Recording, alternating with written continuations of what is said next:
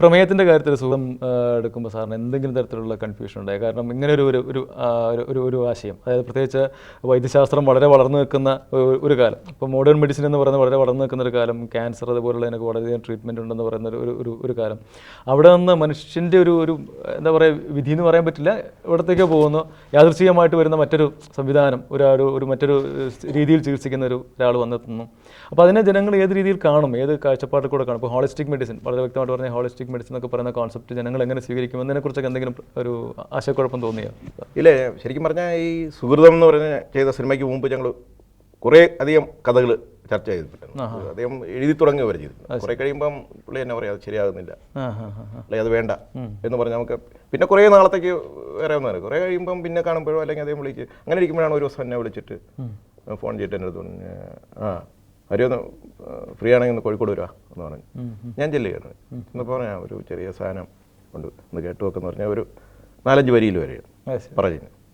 അപ്പോൾ കേട്ടുടൻ തന്നെ എനിക്ക് ഭയങ്കരമായി ഇഷ്ടമാക്കി. ഈ മരിക്കുമെന്ന് പറഞ്ഞ ഒരു മനുഷ്യൻ അതിന് തിരിച്ചു വരുമ്പോൾ ഉണ്ടാകുന്ന, ജീവിതത്തിലുണ്ടാകുന്ന ഒരു തിരിച്ചടി, അതാണ് അദ്ദേഹം പറഞ്ഞതിൻ്റെ മറ്റേ അതിൻ്റെ ഡീറ്റെയിൽഡ് ക്യാരക്ടേഴ്സ് ഒന്നുമില്ല അപ്പോഴും പറയുമ്പോൾ. അത് ഞാൻ പറഞ്ഞത് ഒരു ഭയങ്കരമായ ഒരു ഇതാണെന്ന് പറഞ്ഞു. ഞാൻ പറഞ്ഞു ഇത് മതിയെന്ന് അങ്ങ് പറയുകയാണ്. അങ്ങനെയാണ് അത് ചെയ്യുന്നത്. പിന്നെ ഇത് ഞാൻ നേരത്തെ പറഞ്ഞ പോലെ അതേ എഴുതിക്കൊണ്ടുവരുമ്പോൾ ഈ ശരിക്കും പറഞ്ഞാൽ ഈ മരിക്കുമെന്ന് പറഞ്ഞ ഒരാൾ തിരിച്ച് ജീവിതത്തിലേക്ക് വരുന്ന ഒരു ഇതുണ്ടല്ലോ, ട്രീറ്റ്മെൻറ്റിൻ്റെ. അപ്പോൾ സിനിമയിൽ ശരിക്കും പറഞ്ഞാൽ അതിൻ്റെ ഒരു ഡ്യൂറേഷൻ എന്ന് പറഞ്ഞാൽ 10 മിനിറ്റേ ഉള്ളൂ. നിങ്ങൾ കണ്ട ഈ സുഹൃതം എന്ന് പറയുന്നത് ഈ 10 മിനിറ്റിൻ്റെ ഇടയിൽ ആണ് ഇത് അത് ആളുകൾ വിശ്വസിക്കണ്ടേ. കാരണം എല്ലാ ഡോക്ടർമാരും പറഞ്ഞ 6 മാസത്തിനകം 3 മാസം ജീവിച്ചിരിക്കുള്ളൂ എന്ന് പറഞ്ഞവൻ തിരിച്ച് ജീവിതത്തിൽ എനിക്ക് ഭേദമായി എന്ന് പറയുന്നത് സിനിമയുടെ ഡ്യൂറേഷൻ എന്ന് പറയുന്നത് 10 മിനിറ്റാണ്. ഫിസിക്കൽ അതേ എഴുതി വെച്ച സീൻ. പക്ഷെ അതൊരു ശരിക്കും ഒരു ചലഞ്ചായിട്ട് എടുക്കണം. ഇന്ന് വരെ ഒരാൾ പോലും അത് നമുക്കങ്ങനെ തിരിച്ചു വരുന്നതിൻ്റെ ഫീൽ ചെയ്ത് തിരിച്ചു വരുന്നത് എന്തോ ഒരു കുഴപ്പമുണ്ടെന്ന് ഫീൽ ചെയ്തില്ലല്ലോ എന്ന് ഇന്ന് വരെ ആരും പറഞ്ഞിട്ടില്ല.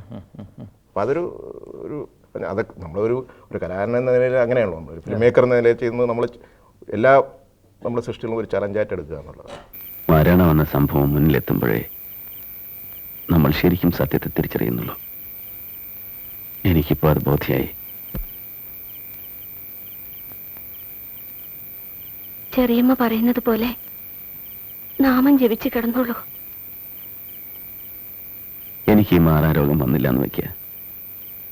എന്നാലും നമ്മുടെ വിവാഹം ഒരു ഫെയിലിയർ ആയിരുന്നു എന്നതല്ലേ സത്യം? എന്തായി പറയണേ? Don't talk nonsense. ആലോചിച്ച് നോക്കില്ല, അതാണ് സത്യം. അതുകൊണ്ട് സ്വയം ഒരു കണക്കെടുപ്പ് നടത്താൻ നമ്മൾ രണ്ടാളും ധൈര്യപ്പെട്ടില്ല, അല്ലേ? Please let me tell you one thing. ഞാൻ പറയട്ടെ, അന്നത്തെ ആവേശത്തിൽ വിവാഹം ഒരു അഡ്വഞ്ചറായി തോന്നി. നമ്മുടെ വഴികൾ വേറെ, ടേസ്റ്റ്, ആറ്റിറ്റ്യൂഡ് ഒക്കെ വേറെയാണെന്ന് നമുക്ക് തന്നെ ബോധ്യമായപ്പോൾ വൈകിപ്പോയിരുന്നു. അതുകൊണ്ട് കണ്ടില്ലെന്ന് നടിച്ചു നമ്മൾ രണ്ടാളും. എല്ലാം ഭദ്രമെന്ന ഒരു നുണയിൽ ആളിച്ചുകൊണ്ട് നമ്മൾ 6 കൊല്ലം തള്ളി നീക്കി. എനിക്കങ്ങനെ തോന്നിയിട്ടില്ല. I have absolutely no regrets. എനിക്ക് കേൾക്കണ്ട. Thank you. പക്ഷേ നീ കൂടുതൽ എന്തൊക്കെയോ ഡിസർവ് ചെയ്യുന്നു എന്ന് പിന്നെ എനിക്ക് തോന്നി. ഒന്നും നിന്റെ കുറ്റമല്ല, എന്റെ തെറ്റ്. ഒന്നുമില്ല, എനിക്കൊരു വിഷമം തോന്നിയിട്ടില്ല. ആളുകൾ പറയുന്ന പരലോകമുണ്ടോ എന്ന് എനിക്കറിയില്ല. ആരും ഇതുവരെ റിപ്പോർട്ട് ചെയ്തിട്ടില്ല. ഈ ലോകം വിടും മുമ്പ് എനിക്കൊരു അഷുറൻസ് വേണം. നീ കഷ്ടപ്പെടില്ല എന്നൊരു ഉറപ്പ്. ഞാൻ പറയുന്നത് എല്ലാ സീരിയസ്നെസ്സോടും കൂടി കേൾക്കണം. നാട്ടു നടപ്പനുസരിച്ച് കൊല്ലം തെയ്യാൻ കാത്തു നിൽക്കൊന്നും വേണ്ട. ആളുകൾ എന്ത് പറയുന്നുവെന്ന് നാടൻ ചങ്കയും വേണ്ട. മനസ്സിലാവുന്നുണ്ടോ? എന്തൊക്കെയാണ് ഈ പറയുന്നത്? നീയും രാജേന്ദ്രനും ഒരുമിച്ച് കഴിയണം, എന്റെ ആഗ്രഹം. അല്ല, ഇപ്പോൾ ആ ഒരു 10 മിനിറ്റ് എന്ന് പറഞ്ഞപ്പോഴാണ് ഇപ്പോൾ ഓർക്കുന്നത്. കാരണം നമ്മൾ കണ്ട ആൾക്കാരുടെ മനസ്സിനകത്ത് ഒരു 10 മിനിറ്റ് ആയിട്ടല്ല ഫീൽ ചെയ്യുന്നത്. അതിന്റെ ഫിസിക്കൽ ടൈം അത്രയാണെങ്കിലും 10-8 മിനിറ്റേ ഉള്ളൂ. 10 മിനിറ്റ് ഒരു പാട്ടും ഒരു 4-5 സീനും മാത്രമേ ഉള്ളൂ. അല്ല, അതുകൊണ്ടാണ് പ്രത്യേകിച്ച് ഞാൻ അതെടുത്ത് ചോദിക്കാൻ കാരണം. കാരണം ആ ചികിത്സയുടെയും അതിന്റെയും ഹോളിസ്റ്റിക്. അപ്പോൾ എനിക്ക് ഈ ഹോളിസ്റ്റിക്കിനെ കുറിച്ച് അറിയില്ല. അപ്പോൾ അദ്ദേഹത്തിന് അറിയാമായിരുന്നു, അമേരിക്കയിലൊക്കെ പോയിട്ട് ഹോളിസ്റ്റിക് ഇതറിയാം. അപ്പോൾ ഒരുപാട് ബുക്കുകളൊക്കെ ഉണ്ട്. അത് മുഴുവൻ അദ്ദേഹം നന്നായിട്ട് സ്റ്റഡി ചെയ്തു. അത് കുറേ കാര്യങ്ങളൊക്കെ എനിക്ക് പറഞ്ഞു. എന്നിട്ട് ഞങ്ങൾക്ക് രണ്ടുപേർക്കും അറിയാവുന്ന ഡോക്ടർ കുറുപ്പിൻ്റെ കളിക്കാവുള്ള കുറുപ്പ് ഏകദേശം ഒരു ഹോളിസ്റ്റിക് ലെവല് ഒരു ട്രീറ്റ്മെൻ്റ് ഒക്കെ നടക്കുക. അതേ അവിടുത്തെ ഒരു നിത്യസന്ദർശനം കൂടെ പലതവണ പോയിട്ടുണ്ട്. പിന്നെ ഡോക്ടർ കുറുപ്പിനോട് ചോദിച്ച എൻ്റെ ഒരു ചികിത്സാ രീതികളൊക്കെ ചോദിച്ച് മനസ്സിലാക്കുകയും അങ്ങനെയൊക്കെ ചെയ്യും.